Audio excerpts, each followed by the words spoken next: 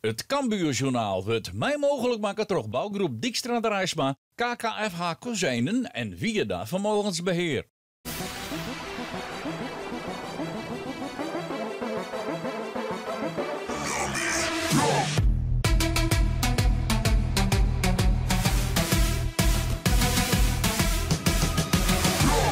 Welkom bij het eerste Cambuurjournaal van het najaar. Verleden week ging de wedstrijd tegen Roda JC net terug vanwege het winterwaarder. En dus is Excelsior thuis de eerste competitiewedstrijd van de Ljouwerters in het najaar. Dat de wedstrijd tegen Roda net terug hier, dat kwam Cambuur net zo min uit. Want er waren een behoorlijk aantal zieke spelers in de groep. Dat is verbeteren als in de binnenweer meer spelers beschikbaar. Maar tegelijk kwamen er deze week ook weer meer spelers bij die het ook weer ziek waren. Van dan net iedereen een keer meedoen. Dus dat is wel heel vervelend geweest. Alleen het is ook wat het is. Hè. Meer kan er ik net aan doen. Omdat de jongens ik griep hebben, of koorts hebben, kan je daar geen risico mee nemen in verband met hartproblemen of wat dan ook. Dat risico dat kan je als club net nemen. Dat die wedstrijd hier Roda net ook dat we zeiden toen een soort van geluk bij een ongeluk vanwege die griep gevallen. Maar er binnen daarna dus nog weer meer ziek kunnen. Ja, een stuk of 6. Dus dat is even lastig. Maar ik hier weer een mooie ploeg op veld staan. We kunnen morgen een goede ploeg opstellen. Hè. Ze worden op posities even wat orenspelers staan dan we normaal wend binnen. Hè. Een voorbeeld, Benjamin Paulus kan net spelen. Hè, die hier wat les van knibbel vorige week, maar die kreeg ik juist hier nog koorts. Dus die zullen net spelen. Nou, dat zou maar stinken. Hè. En een aantal jongens die mij die kunnen invallen, kwartiertje. Nou, zo zullen we even tinken maken. Maar daarom zit er nog een goede ploeg. Op de training zorgen we hier naar gezicht dat van Thomas Galvez. Een Engelske Fin die het hier wordt van Manchester City. Hij zal bij de wedstrijdselectie zitten, maar nog net in de basis beginnen. Wat er wel in de basis begint, in de spits, dat is de grote vraag. Jonathan Afolabi begint fitter en fitter te worden. Maar al een manje in een oefenwedstrijd in ADO Den Haag zet de trainer Henk de Jong Tony Rulke derdel. Hoe komt het in Excelsior? Rulke gaat starten, maar Rulke is een... Het had hartstikke goed in en ik Remco Balk had het hartstikke goed in. Alleen op een gegeven moment maak je wel een stap verder in voetbal. En voetbal is oké, zet je onder druk. Je speelt een bal aan en dan kan je hem vallen litten en kan je terugvoetballen. Nou, en daar maar op een gegeven moment won het daar. Maar door Remco is een mandje. Als je niet goed straffen, heel vaak is de bal kwijt. En dan was het wegverdedigen. Nou, en daar moeten we wel iets in verloren. Je kan net steeds terug in wat we doen. Tony Rulke is nou fit. Die is verloren in Nederlands denken. In wat verwacht is nou van voetbal? En nou ja, dan moet het machine letten. Dan kan je terugvoetballen. Zo denk je. Je kan net steeds terug in Sabedien. Maar dan is het op een gegeven moment weer wedstrijd verliezen. Ik wil eigenlijk wedstrijd winnen terug. Nou weer beter te worden. Het is vaak Guyen oer Jonathan Afolabi. De man die het hakzien hier van papier maché waterwolgers zijn. Maar er liep het een streek te staan onder zijn blessures van de eerste seizoenshelte. Hij is op de wei waarom en hoopt het op korte termijn hele wedstrijden spelen te kennen. I'm just happy that I have a good teammates around me. They all help me to stay positive. They already know what I can give to the team. So there was no pressure to take a step back, to take some steps forward. Can you describe how difficult it was for you the last months? Yeah, it was really tough. Seeing the boys training, everybody is happy. We have a really nice group and a good relationship. So to be training by myself on the side or doing some rehab sometimes to stay in, it wasn't the best. But we have to look at the bigger picture for my career and for the club as well. To have me fully fit was the main objective. Hij zit op de bank, maar nog net in de basis. Jonathan Afolabi, Tony Rulke dus de spits en verder de Jong de vervanger van de blessure, of nou ja, zieke Benjamin Pauwels. De Wut boeten het stadion, vuurwerk afstutsen, die reek die daaldel in het Kooistadion. De trog is het in de beginfase diezig, maar gelukkig lost de reek gauw op. Nee, een kwad skoft waarin de wedstrijd even stillijn had. We sorriëren dat skiertje blank de wedstrijd even stilheid.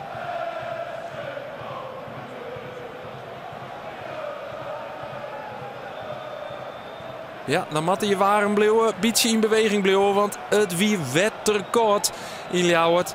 Maar gelukkig door het de onderbreking net zo lang en kan de wedstrijd daarna weer in gang zet worden.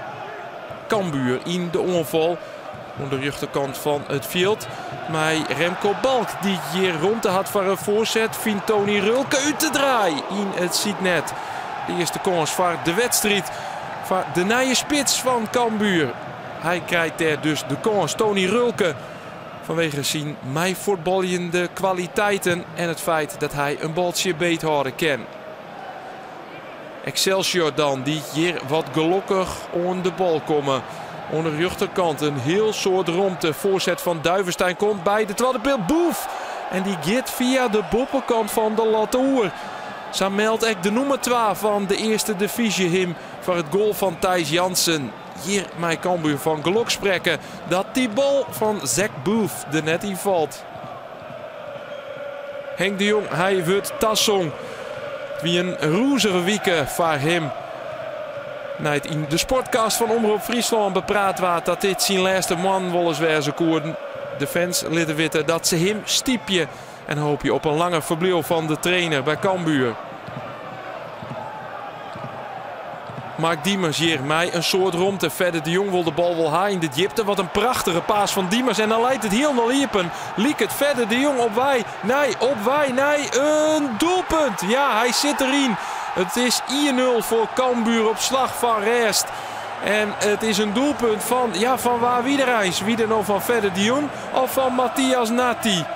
Wist is dat de Jong een groot oordeel van zijn rekken neemt. Hij leidt een behoorlijke afstand. En het liekt er dan op alsof Natti de bal het laatste setje houdt. Maar misschien wie de bal ook al wel over de line. Net zo goed te zien. We komen er na de wedstrijd op. Waarom? De tweede helft dan. Maar Excelsior dat de eerste kans krijgt via Mike van Duinen. De routinier in de punt van de onval. Maar een hele volley. En dit scheelt net zo volley, hè. Maar Cambuur van geluk spreken. Aan de andere kant verder de Jong goed druk zetten. Zagreb verspielt de bal. En dan is de redding van Razi. Is Razi uit zijn goal? Beziek het nadat het is poging hier over de goal. Ruben den Uyl, de coach van Excelsior, schucht dat zijn ploeg het dreig had. Maar hier het zal er niet weer kennen. De Ljouweter in het eerst van Excelsior. Kik Piri kopt de bal Jonker. Hij stiet er wel heel vrij. Natti wie hem kwijt. Maar Cambuur komt hier goed bij. Nog 20 minuten te gaan. Intussen is onder oren Jonathan Afolabi in het veld kwam. Hij de spits dus. En misschien kan hij hier wel in stelling gebracht worden als Sturla Ottersen een orenvervanger de bal voor Jan wil. Maar Razi kan die facet onderscheppen. Goed troszetten van Ottersen. Maar Razi liet zien dat hij bij de betere keepers van de eerste divisie jet. Zagreb dan, voor Excelsior. Combinatie met Omeroa. Dan rint het al hier. Kijk goed. Oh, het schot van Omeroa. En de redding is van Jansen. Een mooie combinatie terug de as van de Rotterdammers. Die pakt weer een keer terug die oren Rotterdammer. Thijs Jansen. Hier weer een kans. Een voorzet van Bronkhorst. De kopbal van Naujoks. En zo staat er gewoon met Cambuur de wol om tinken. Want Excelsior begint toch wel heel die betere mogelijkheden te krijgen. We zitten in de slotfase. Op een nij Bronkhorst. Waarom stapt Pol natuurlijk? Waarom krijgt hij zijn volle ronde voor de voorzet? Er komt weer zijn gevaarlijke bal. Er komt weer een kopbal van Omeroa. Ja, het stiert net goed bij Cambuur. Bronkhorst kreeg een fieste volle die de ronde voor de voorzet. En netjes steende dat Cambuur met 4 verdedigers op het veld zit. Wordt Excelsior toch weer gevaarlijk. Misschien hier weer met het borgenbaltje van Donker. Maar het is Thijs Jansen die Cambuur op vastsprong houdt.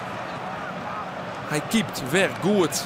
De Cambuur doelman die het al een heel soort punten voor de Leeuwters pakt had. Want dit is een prima redding. De hoekskop dan. Bal bloot Hinjen. Is dit de strafskop? Nee, absoluut geen sprake van. En dan kan Cambuur counteren. Maar een oren invallen. Wiebe Kooistra. Broem zet de brommer aan. Wat een romte van de Harrekiet. Hier kan Cambuur de wedstrijd in het slot gooien. Kooistra voorzet van Mullum. Nee, Afolabi dan. Nee, bal wordt van de line hellen. Daar wie hij wel heel dichtbij zijn eerste doelpunt in het Kooistadion. Maar de inzet van Afolabi wordt van de line hellen. Wat scheelt het? Net zo volle. Maar het maakt het net uit, want Cambuur loopt de wedstrijd door de streek. En Cambuur begint dus goed rond 2024. Het wint met 1-0. Maar van waar wie nou dat doelpunt? Wie het van Matthias Natti of toch Sverre de Jong? Ik kreeg een mooie steekpaas van Diemers en ik kwam vanaf de linkerkant een soort van 1-op-1 met de keeper. En ja, ik schiet de bal, maar de keeper raakt hem nog half aan, dus hij stuit het zeg maar ja, op de lijn. Raakt volgens mij Natti hem nog, ja, in het veld wisten we het ook niet hoor. Zaten ook van ja, wie heeft er nou gescoord? Hij wist ook niet nou, of hij nou al over de lijn was of dat hij hem nog een tikje ervoor gaf. Maar volgens mij is hij op Natti's naam gekomen, dus dat is wel een beetje balen, maar nee goed. We hebben 1-0 gewonnen, dus dat maakt er niet zoveel uit. Ik denk niet dat veel mensen door hadden dat ik hem had gemaakt. Maar ik dacht zelf van, ja, voor mij heb ik hem gemaakt. Dus ik weet dat ik daar moet zijn. Dus ik had een sprint gemaakt. Ik ga voor mij van buiten naar binnen. En het is niet heel bijzonder of zo. Maar uiteindelijk komt die bal voor en tik ik hem binnen. Dus nou ja, zoveel over te vertellen is er ook weer niet. Maar ja, uiteindelijk super blij mee. Hij zou er misschien anders ook wel in zijn gegaan. Maar jij dacht het zekere voor het onzekere. Ja, nee, als die bal zo voor mijn voeten terecht komt, dan laat ik het niet liggen.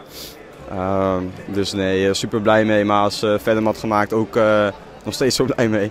We staan 1-0 voor en uiteindelijk winnen we hem ook met 1-0. Dus meer dan prima, meer dan prima. Ja, ik ben heel tevreden. We zagen die wedstrijd gewoon. Wij hier een grip in de ploeg, mannenwacht. En dus dat spelen dus ik wel part. En daar kon ik de jongens net opstellen en kon jongens maar kwartier spelen. En dus dat was gewoon heel lastig. Nou ja, daar stond gelijk in. Nou ja, dan was de eerste helft, ja, dat hebben we vaker zijn, maar moest 3-4 voorst in.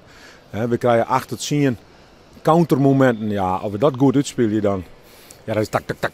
Als dat een ietsje spritsiger is en iedereen is fit, en, ja, dan is het rust gebeurd. En nou wist dat, nou dat weten we de hele seizoen al, we die kansen missen. Op een gegeven moment zei ik, hij een goede ploeg, dus ik neem mijn jongens niks kwalijk erin. Nummer 2 Excelsior verliest dus en dat hield net voor FC Volendam. Dat wint en daardoor rint het uit op Excelsior.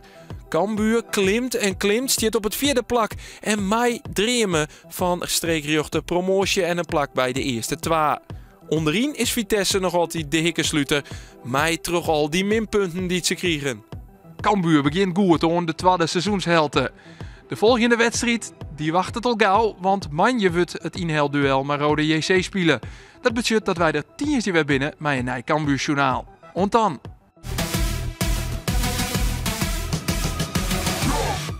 Het Cambuurjournaal waard mij mogelijk maken door bouwgroep Dijkstra de Rijsma, KKFH Kozijnen en Vieda Vermogensbeheer.